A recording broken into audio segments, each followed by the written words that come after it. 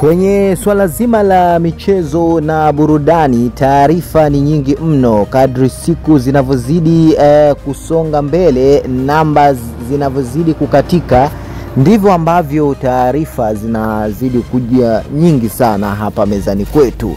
Nasi hatuchoki wala hatucheleweshi. Kazi yetu sisi ni kukuletea wewe habari ili uweze kuburudika na kupata uelewa kuhusiana na soka la hapa nyumbani, lakini pia bila kusahau michezo mingineyo ambayo inapatikana hapa nyumbani Tanzania, lakini pia na Afrika Mashariki yote kwa ujumla wake. Sakata kubwa la hivi sasa ambalo limekuwa likizungumzwa midomoni mwa watu, mashabiki wa soka pamoja na vipenzi vya michezo na burudani hapa Tanzania, ni kuhusiana na swala zima la klabu ya The Young Africans, wana wa Jangwani. Ni swala la kocha mpya.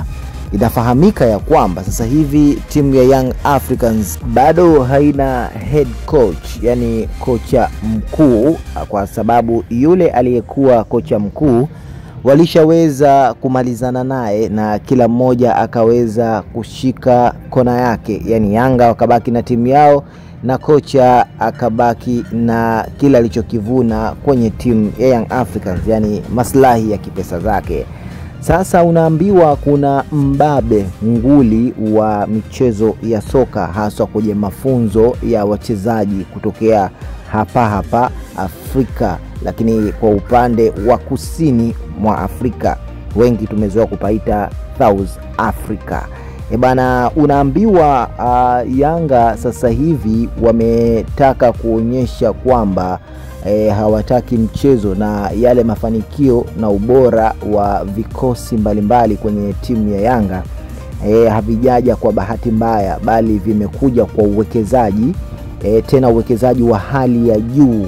Pesa nyingi sana zinatumika kuhakikisha kwamba timu inanolewa kweli kweli. Sasa huyu ni kocha ambaye kwa hakika ana rekodi na historia ya kitofauti. Ameshafanya mambo makubwa sana kwenye ulimwengu wa michezo na soka la Afrika.